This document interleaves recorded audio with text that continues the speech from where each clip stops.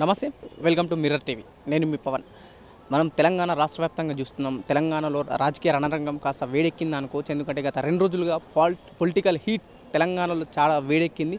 Personal attack కాస్త పార్టీల మధ్యకి వచ్చింది. పార్టీల అటాక్ కాస్త ప్రాంతీయ విభేదాలకు దారితీస్తుందని చెప్పేసి పొలిటికల్ విశ్లేషకులు చాలామంది దీనిపైన విశ్లేషిస్తున్నారు. ప్రస్తుతం మనం ఎమ్మెల్యే అరకెపూడి గాంధీ ఇంటి దగ్గర. ఎందుకంటే గతంలో అరకెపూడి గాంధీ బీఆర్ఎస్ పార్టీ నుంచి గెలిచి కాంగ్రెస్లోకి జంప్ అయ్యాడని చెప్పేసి బీఆర్ఎస్ వాళ్ళు ఏదైతే ఆవేదన వ్యక్తం చేస్తుంది, కాదు నేను బీఆర్ఎస్ పార్టీని ఉన్నా, నేను జంప్ కావాలని చెప్పేసి అటు అరకెపూడి గాంధీ దానిపైన కౌంటర్ ఇవ్వడం. అదేవిధంగా ఒకవైపు ఒక మీడియా సమావేశంలో కౌశిక్ రెడ్డి గారు, పాడి కౌశిక్ రెడ్డి గారు, నువ్వు నిజంగా బీఆర్ఎస్ పార్టీలోనే ఉంటే మేము మీ ఇంటికి వస్తున్నాం, బీఆర్ఎస్ కండ కప్పుకొని ఇంటిపైన జెండా ఎగరేస్తాం అనడం, వీళ్ళిద్దరి మధ్య మాటలు యుద్ధం జరగడం.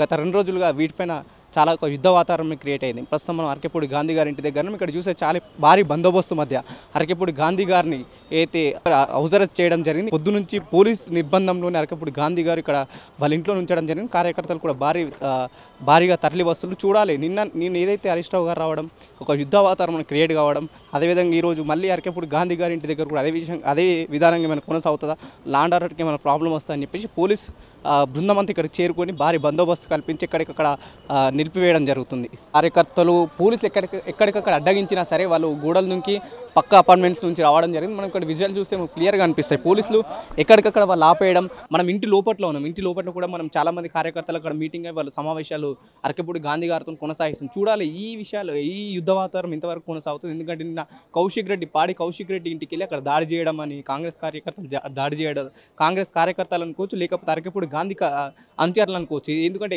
ఇక్కడ కూడా ఇది క్లారిటీ కూడా లేని విషయం. ఎందుకంటే అరకెపూడి గాంధీ గారు ఏమన్నారంటే, రేవంత్ రెడ్డి గారు నా మెడలో వేసింది మన దేవుడు కండువా, కాంగ్రెస్ కండువా కాదని చెప్పేసి అఫీషియల్గా నేనేం కాంగ్రెస్ పార్టీలో జాయిన్ కాలేను అని చెప్పేసి అరకెపూడి గాంధీ అంటుంది. కానీ టెక్నికల్గా మాత్రం బీఆర్ఎస్ పార్టీ శ్రేణులు టెక్నికల్గా మాత్రం కాంగ్రెస్ పార్టీలో జాయిన్ అయ్యిండు. సోషల్ మీడియాలో ఎక్కడ చూసినా సరే తన అఫీషియల్ అకౌంట్లో కూడా నేను కాంగ్రెస్ పార్టీలో జాయిన్ అని చెప్పేసి తన అరకెపూడి గాంధీ చేసిన ఆ స్టేట్మెంట్ కూడా ఒకవైపు తలపిస్తున్నాయి. మనం ఇక్కడ ప్రస్తుతం అరకెపూడి గాంధీ గారి ఇంట్లో చూడవచ్చు. ఎక్కడికక్కడ ఇంకా కాంగ్రెస్ పార్టీ కార్యకర్తలు అనుకోవచ్చు, లేకుంటే అరకెపూడి గాంధీ అనుచరులు అనుకోవచ్చు. ఇక్కడ వీళ్ళు వచ్చి భారీగా తరలి వస్తున్న విజువల్స్ మనం చూస్తున్నాం. పోలీసులు కూడా లోపట్లో వాళ్ళని బయటకు వెళ్ళనిస్తారు, బయట ఉన్న వాళ్ళని లోపలికి రాణిస్తలేరని చెప్పేసి ఇక్కడ చాలామంది వాళ్ళ వాదనలు వ్యక్తం చేస్తున్నారు.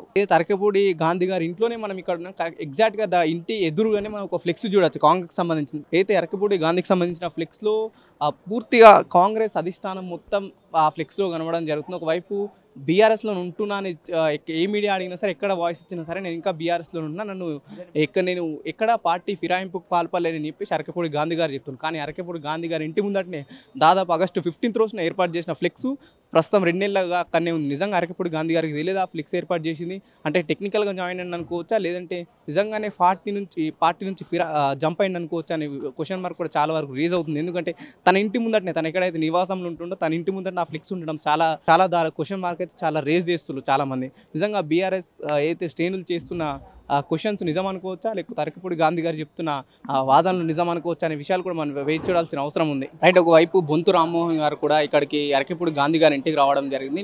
నిజంగా కాంగ్రెస్ ఇంకా అరకెపూడి గాంధీ గారు బీఆర్ఎస్ పార్టీలో ఉన్నాడు, కాంగ్రెస్ దాంట్లోకి రాలేడని చెప్పేసి ఒకవైపు చెప్తూనే తను కేవలం సపోర్ట్కే వచ్చానని చెప్తూనే మరోవైపు తన పైకి కలవనికి వెళ్ళడం జరిగింది. మనం మాత్రం చూడొచ్చు ఇక్కడ ఏదైతే అరకెపూడి గాంధీ ఇంటి ముందట మనం కాంగ్రెస్ సంబంధించిన ఫ్లెక్స్ చూడొచ్చు. అక్కడ ఏదైతే పూర్తి అధిష్టానంతో కూడిన కాంగ్రెస్ సంబంధించిన ఫ్లెక్స్ ఉన్నది, దానికి ఒకవైపు అది చెప్తూనే మేము ఇంకా కాంగ్రెస్లోకి వెళ్ళలేమని చెప్పేసి అరకెపూడి గాంధీ గారు కూడా చెప్పడం జరుగుతుంది. చూద్దాం ఏ విధంగా నిజంగా అటు ప్రతిపక్షం కానీ ట్యాకిల్ చేయగలుగుతుందని, లేకపోతే నిజంగా జంప్ అయిందని చెప్పేసి ఒక క్లియర్ కట్ పూర్తి విశ్లేషణ ఇక్కడ అరకెపూడి గాంధీ గారు ఇచ్చే ప్రయత్నం ఏమి చేస్తారని విషయాలు చూడాల్సిన అవసరం ఉంది. చాలామంది సీనియర్ నాయకులు కూడా రావడం జరుగుతుంది. ఎవరైతే బీఆర్ఎస్ పార్టీ నుంచి కాంగ్రెస్కి జంప్ అయిన వాళ్ళు ఒక వైపు వచ్చి వాళ్ళకి సపోర్ట్ ఇవ్వడం జరుగుతుంది. మనం చూడొచ్చు, దానం నాగేందర్ గారు కూడా ఇక్కడనే ఉన్నారు. చాలామంది సీనియర్ నాయకులు తనకు మద్దతుగా వచ్చారు. రైట్, మనం చూస్తున్నాం ఇదేదైతే కుక్కట్పల్లిలో వివేకానంద నగర్ దగ్గర అరకెపూడి గాంధీ గారి ఇంటి దగ్గర బీఆర్ఎస్ ఏదైతే శ్రేణులు భారీ ఎత్తున తరలి రావడం జరుగుతుంది. అదేవిధంగా పోలీస్ బందోబస్తుతో వాళ్ళని వ్యాన్లలో ఎక్కించి వాళ్ళు సురక్షిత ప్రాంతాలకు వాళ్ళని తీసుకెళ్ళడం జరుగుతుంది. ఇక్కడ పోలీస్ స్టేషన్లకు కావచ్చు, లేదా దగ్గర ఉన్న పోలీస్ స్టేషన్లకు వాళ్ళని తరలించడం జరుగుతుంది. మనం చూడొచ్చు, మన ఇంకా చాలా వరకు ఇక్కడ అరకెపూడి గాంధీ ఇంటి దగ్గర పోలీసు భారీ ఎత్తున బందోబస్తు పెట్టి ఇక్కడ ఎవరైతే ఆందోళన చేయడానికి వచ్చిన బీఆర్ఎస్ కార్యకర్తలను వాళ్ళు తీసుకెళ్లడం జరుగుతుంది.